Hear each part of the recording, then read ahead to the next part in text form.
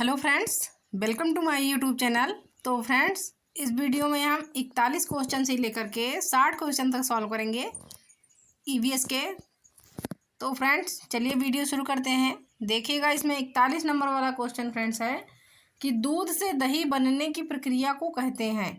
Question में पूछा गया है कि दूध से दही बनने की प्रक्रिया को क्या कहा जाता है। तो देखिएगा, ए ऑप्शन में है कि प्रकाश संश्लेषण, बी है आसवन, सी है किण्वन तथा डी वाले ऑप्शन में दिया गया है कि स्टेरिलाइजेशन। तो सही उत्तर इसका हो जाएगा ऑप्शन नंबर सी कि दूध से दही बनने की प्रक्रिया को कहा जाता है किण्वन। तो ऑप्शन नंबर सी इसका जो है सही उत्तर हो जाएगा। अब देखिएगा फ्रेंड्स, अगला क्वेश्चन है, क्वेश्चन नंबर 42 है कि राकेश कक्षा 5 पर्यावरण विज्ञान शिक्षक द्वारा दिए गए कार्य को समय से प्रस्तुत नहीं करता। राकेश नाम का एक लड़का है जो कि कक्षा 5 में है तथा पर्यावरण विज्ञान शिक्षक द्वारा दिए गए कार्य को समय से वो प्रस्तुत नहीं करता है। अतः सबसे उपयुक्त सुधारात्मक उपाय हो सकता है उसके लिए जो है, तो सबसे उपयुक्त सुधारात्मक उपाय तो क्या हो सकता है। तो देखिएगा ऑप्शन में कि प्रधानाध्यापक की जानकारी में लाना, उसके बाद है बी कि खेल की कक्षा में जाने पर प्रतिबंध लगाना। अब नेक्स्ट है कि उसकी अनियमितताओं के कारणों को जानकर उसे सही मार्गदर्शन देना, तथा डी है कि उसकी अनियमितताओं की लिखित जानकारी माता पिता को देना। तो फ्रेंड्स देखिएगा कि ये तीनों जो है ऑप्शन निगेटिव हो जा रहे हैं कि प्रधानाध्यापक की जानकारी में लाना, उसके बाद बी है कि खेल की कक्षा में लाने पर प्रतिबंध लगाना, उसके बाद डी में देखिएगा दिया गया है कि उसकी अनियमितताओं की लिखित जानकारी माता पिता को देना। तो ये जो है तीनों ऑप्शन गलत हो जाएगा। तो सही उत्तर इसका हो जाएगा ऑप्शन नंबर सी कि उसकी अनियमितताओं के कारणों को जानकर उसे सही मार्गदर्शन देना। तो देखिएगा, सीटेट एग्जाम में बच्चा कभी गलत नहीं होता है, या तो आपकी शिक्षा प्रणाली गलत है या आप खुद गलत हैं, आपके पढ़ाने का तरीका गलत है। तो देखिएगा, सीटेट एग्जाम कहता है कि बच्चा कभी गलत हो ही नहीं सकता है। तो देखिएगा फ्रेंड्स कि आप उसकी अनियमितताओं के कारणों को जानकर उसे सही मार्गदर्शन देना। तो सही उत्तर इसका हो जाएगा ऑप्शन नंबर सी। अब नेक्स्ट क्वेश्चन देखिएगा कि बीटी कपास है। तो फ्रेंड देखिएगा, बीटी कपास क्या है कि एक संकर पौधा है, एक ट्रांसजेनिक पौधा है, उसके बाद सी है कि एक प्राकृतिक पौधा है, तथा डी वाला ऑप्शन है कि एक औषधीय पौधा है। तो बीटी कपास जो है तो एक ट्रांसजेनिक पौधा है। सही उत्तर इसका हो जाएगा ऑप्शन नंबर बी। अब नेक्स्ट क्वेश्चन देखिएगा, क्वेश्चन नंबर 44 है कि स्वतंत्र रूप से भूमि में रहने वाला अवायवीय जीवाणु जिसमें नाइट्रोजन N2 जो है स्थिरीकरण की क्षमता होती है वह है। तो देखिएगा फ्रेंड्स कि जो है नाइट्रोजन N2 जो स्थिरीकरण की क्षमता होती है वह क्या है। तो ए वाले ऑप्शन में है कि क्लास्ट्रीडियम, बी है राइजोबियम, उसके बाद सी है एजेटोबैक्टर और डी वाले ऑप्शन में दिया गया है कि विब्रियो। तो देखिएगा, सही उत्तर इसका हो जाएगा ऑप्शन नंबर ए क्लास्ट्रीडियम।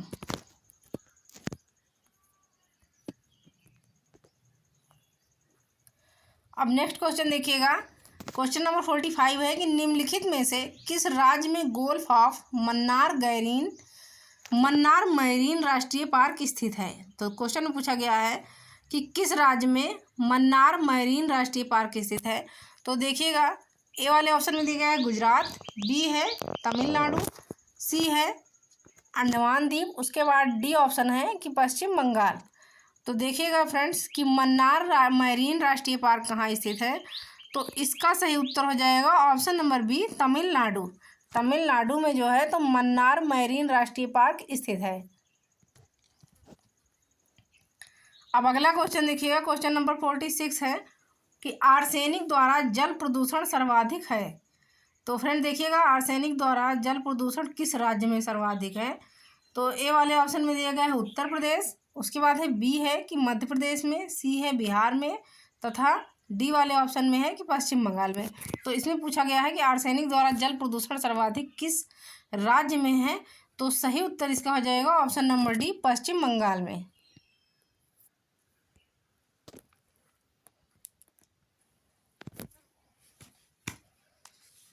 अब अगला क्वेश्चन है, क्वेश्चन नंबर 47 है कि परिकल्पना को बार बार परीक्षण करने से गलत नहीं पाया जाता है तो वह है एक।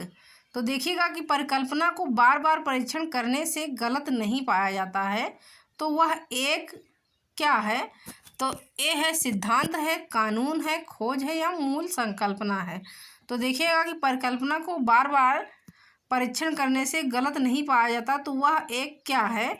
तो वह जो है एक सिद्धांत है। सही उत्तर इसका हो जाएगा थ्योरी। थ्योरी जो है, सिद्धांत जो है, तो उसकी बार बार जो है परीक्षण करने से उसमें जो है गलत नहीं पाया जाता है। तो उसका सही उत्तर हो जाएगा ऑप्शन नंबर ए, सिद्धांत। अब अगला क्वेश्चन देखिएगा, क्वेश्चन नंबर 48 है कि गैसीय अपशिष्ट है। तो क्वेश्चन में पूछा गया है कि गैसीय अपशिष्ट है। तो देखिएगा फ्रेंड्स, क्या है गैसीय अपशिष्ट। ए है सब्जी एवं फलों के छिलके, बी है कि घरों की नालियों का गंदा पानी, उसके बाद सी वाले ऑप्शन में है कि खेत खलिहानों से निकलने वाला कचरा, तथा डी है कि लकड़ी कोयला से जलने वाला धुआं। तो देखिएगा गैसीय अपशिष्ट क्या है। तो गैसीय अपशिष्ट जो है तो ये लकड़ी कोयला से जलने वाला धुआं है। सही उत्तर इसका हो जाएगा ऑप्शन नंबर डी। अब अगला क्वेश्चन देखिएगा, क्वेश्चन नंबर 49 है कि संसार का सर्वाधिक समस्याकारी जलीय खरपतवार, जिए बंगाल का आतंक भी कहते हैं, वह है। तो देखिएगा संसार का सर्वाधिक समस्याकारी जलीय खरपतवार, जिए बंगाल का आतंक भी कहते हैं, तो वह क्या है। तो एखोर्निया कासिपस जो कि एक जलकुंभी है, उसके बाद है कि पार्थीनियम हिस्टेरोफोरस जो कि एक कांग्रेस घास है, तथा सी ऑप्शन में है कि लैंटाना कैमारा, उसके बाद डी है कि सिनोडोन डेक्टाइलोन जो कि दूब घास है। तो देखिएगा फ्रेंड्स कि संसार का सर्वाधिक समस्याकारी जो जलीय खरपतवार, जिए बंगाल का आतंक, तो वो जो है एखोर्निया कास्पिस है जो कि एक जलकुंभी है। सही उत्तर इसका हो जाएगा ऑप्शन नंबर ए।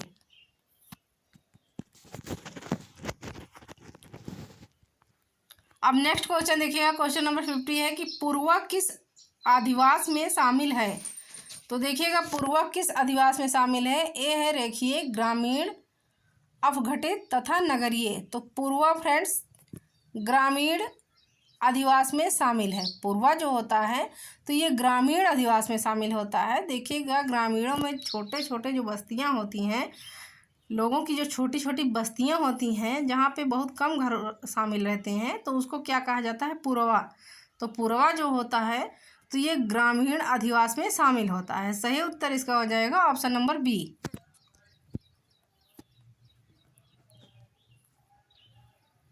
अब अगला क्वेश्चन देखिएगा, क्वेश्चन नंबर 51 है कि पीने के लिए सुरक्षित जल को क्या कहते हैं। तो पीने के लिए सुरक्षित जल को देखिएगा क्या कहा जाता है। तो ए ऑप्शन में है कि ताज़ा जल, बी है पीने योग्य जल, तथा सी वाला ऑप्शन है कि आशुद्ध जल, तथा डी है नल का जल। तो फ्रेंड देखिएगा कि पीने के लिए जो सुरक्षित जल होता है उसे हम कहते हैं पीने योग्य जल, पोर्टेबल वाटर। तो सही उत्तर इसका हो जाएगा ऑप्शन नंबर बी।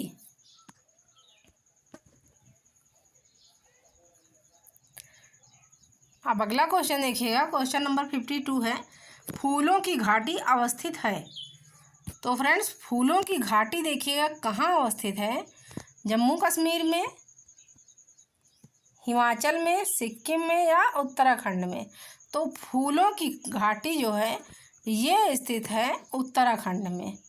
उत्तराखंड को जो है तो फूलों की घाटी कहा जाता है। सही उत्तर इसका हो जाएगा ऑप्शन नंबर डी।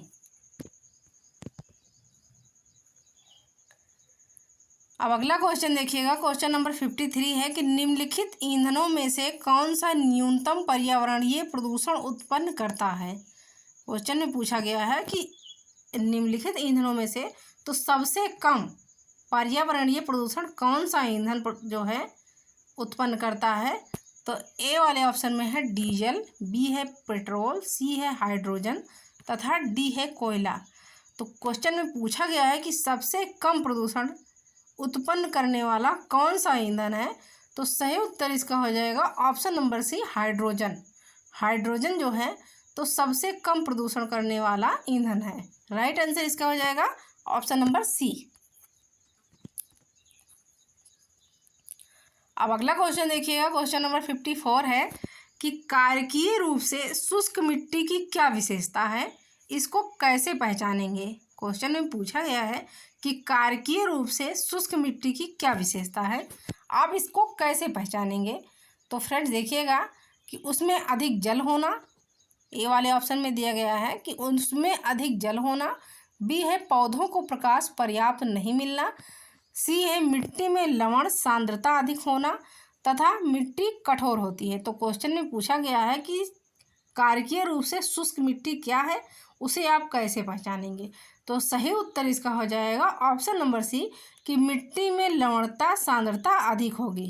कार्कीय रूप से जो शुष्क मिट्टी होगी तो उस मिट्टी में लवणता व सांद्रता अधिक होगी। राइट आंसर इसका हो जाएगा ऑप्शन नंबर सी।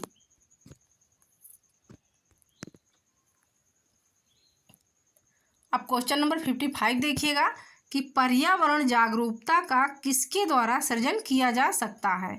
पर्यावरण जागरूकता का तो आप किसके द्वारा जो है सृजन कर सकते हैं यानी ग्रहण कर सकते हैं।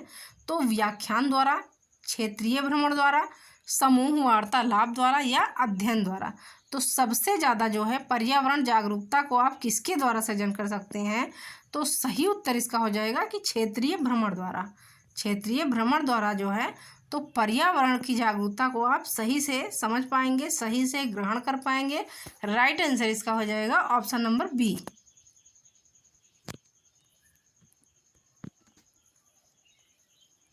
अब अगला क्वेश्चन देखिएगा, क्वेश्चन नंबर 56 है कि निम्नलिखित में से किस जनपद में चंद्रप्रभा वन्यजीव अभ्यारण्य स्थित है। क्वेश्चन में पूछा गया है कि वन्यजीव अभ्यारण्य चंद्रप्रभा जो है तो ये कहाँ पर स्थित है। तो फ्रेंड देखिएगा लखीमपुर खीरी में, बी है चंदौली में, सी है लखनऊ में, उसके बाद डी वाला ऑप्शन है वाराणसी में। तो देखिएगा फ्रेंड्स कि चंद्रप्रभा वन्यजीव अभ्यारण्य कहाँ पर स्थित है। तो राइट आंसर इसका हो जाएगा ऑप्शन नंबर बी, चंदौली में।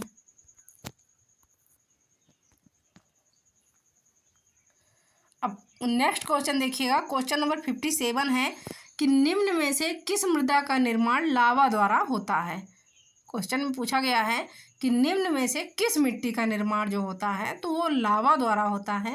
तो देखिएगा लाल मिट्टी का, काली मिट्टी का, जलोढ़ मिट्टी का या लैटेराइट मिट्टी का। तो लावा द्वारा निर्माण देखिएगा फ्रेंड्स तो किस मिट्टी का होता है। तो सही उत्तर इसका हो जाएगा ऑप्शन नंबर बी, काली मिट्टी का, ब्लैक सॉइल का जो है तो इसका निर्माण लावा द्वारा होता है। राइट आंसर इसका हो जाएगा ऑप्शन नंबर बी।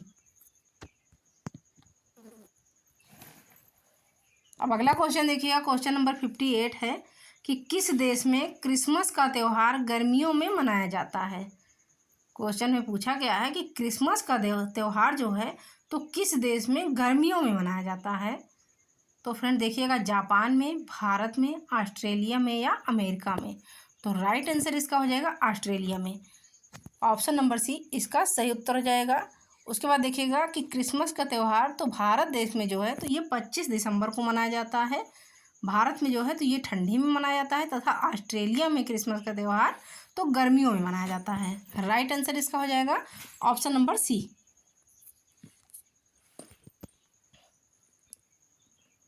अब अगला क्वेश्चन है, क्वेश्चन नंबर 59 है कि सतत और व्यापक मूल्यांकन क्यों आवश्यक है। सतत और व्यापक मूल्यांकन इसमें पूछा गया है तो ये क्यों आवश्यक है। तो ए वाले ऑप्शन में है कि शिक्षार्थियों ने कितना नहीं सीखा है जानने के लिए।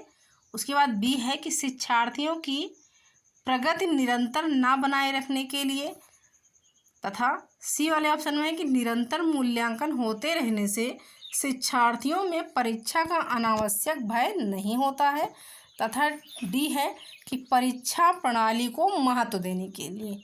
तो फ्रेंड देखिएगा कि इसमें जो है ए, बी और डी ये तीनों ऑप्शन जो है तो ये निगेटिव हो जा रहे हैं। देखिएगा इसमें ए है कि शिक्षार्थियों ने कितना नहीं सीखा है यह जानने के लिए, तो ये ऑप्शन तो निगेटिव हो जा रहा है, ये भी गलत होगा। उसके बाद बी है कि शिक्षार्थी की प्रगति निरंतर न बनाए रखने के लिए, तो ये तो बिल्कुल गलत है, इसे भी आप लोग काट दीजिएगा। उसके बाद डी है कि परीक्षा प्रणाली को महत्व देने हेतु, तो ये ऑप्शन भी जो है रॉन्ग हो जाएगा। तो सही उत्तर इसका हो जाएगा ऑप्शन नंबर सी कि निरंतर मूल्यांकन होते रहने से शिक्षार्थियों में परीक्षा का अनावश्यक भय नहीं होता है।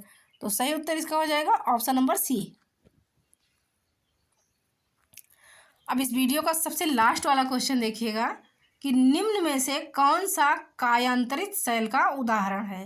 क्वेश्चन में पूछा गया है कि कायांतरित शैल का तो कौन सा उदाहरण है, तो ए है बलुआ पत्थर, बी है ग्रेनाइट, सी है संगमरमर तथा डी है चूना। तो फ्रेंड्स कायांतरित शैल का उदाहरण जो है तो ये है संगमरमर। सही उत्तर इसका हो जाएगा ऑप्शन नंबर सी।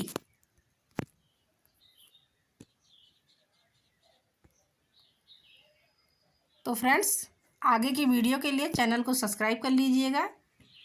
जय श्री कृष्णा।